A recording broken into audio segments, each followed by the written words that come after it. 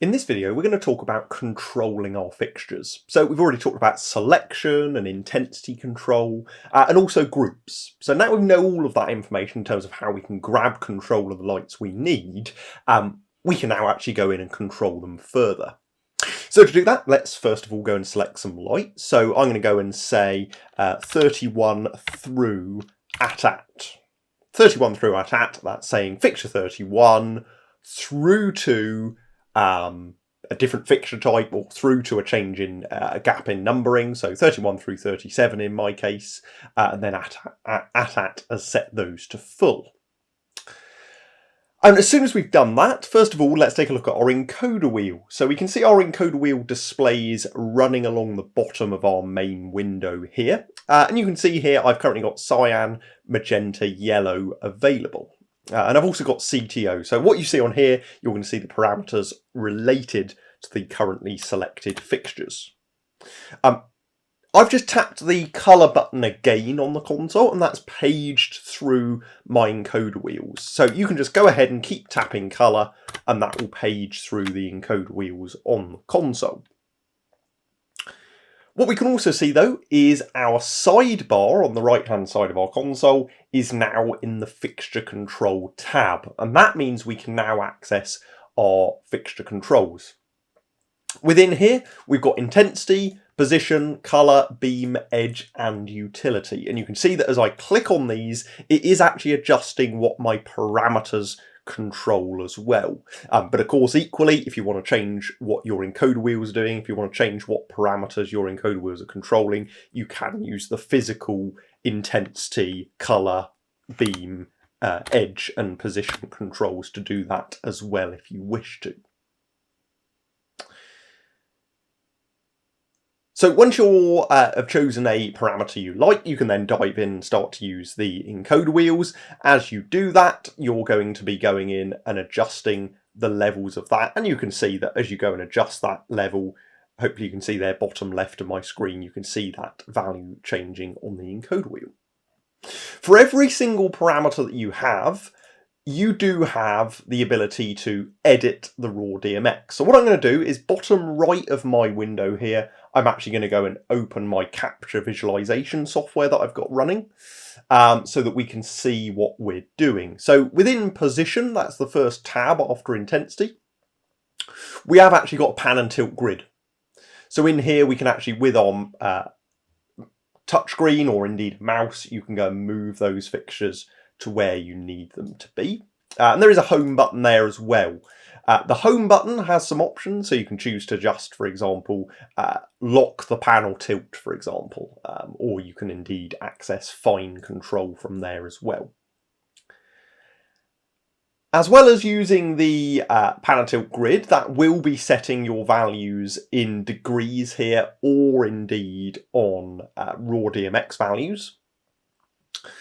You can see on the encoder wheels you have the degrees is the main value, but you do have the information in DMX next to that. The top number is your most significant bit, the smaller number is your least significant bit, because these are 16-bit parameters.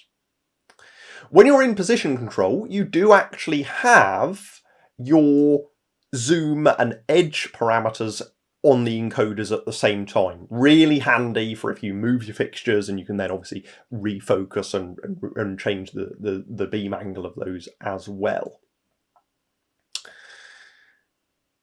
If we go to intensity, we've already spoken a little bit about this in previous videos. We've spoken about how we've got off and full buttons here. You will also see strobe control within intensity as well.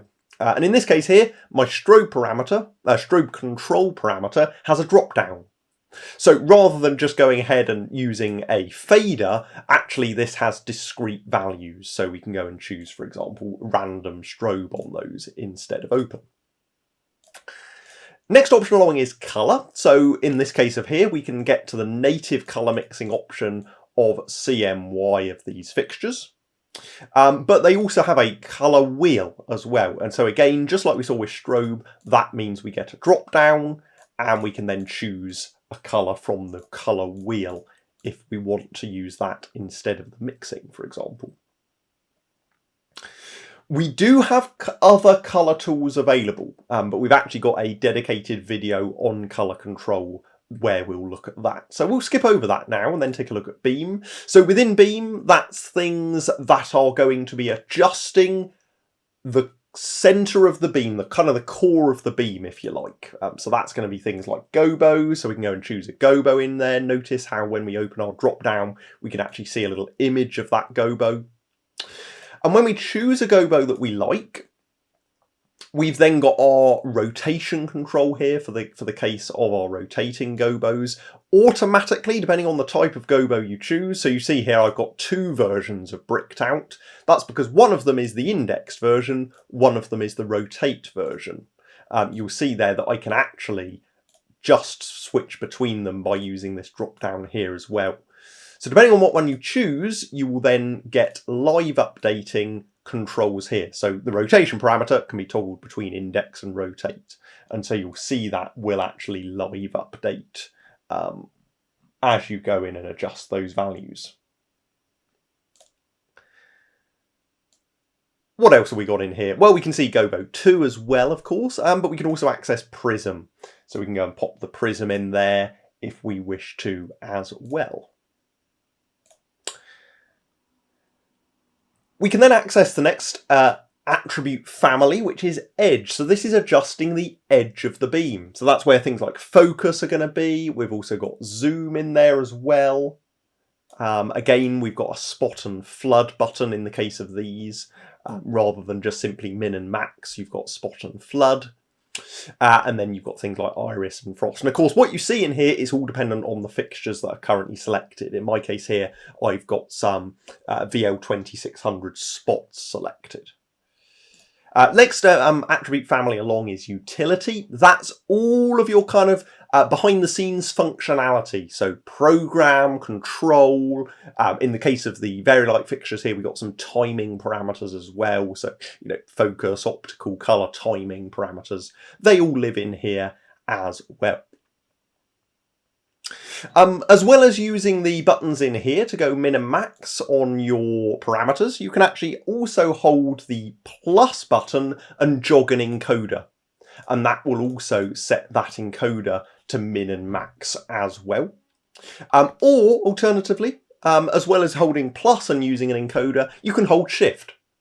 And if you hold shift and dial an encoder, that gives you extra fine control of that parameter. It gives you very fine control for very precise movements. And so the fixture controls here, they very much will live update depending on the fixtures you have selected.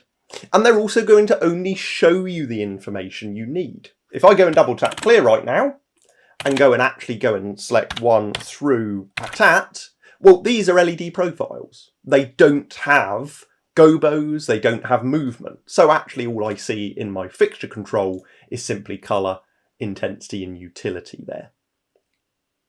And so you're only shown the information in the sidebar you need. And of course you can use your encoder wheels as well to go and control those fixtures.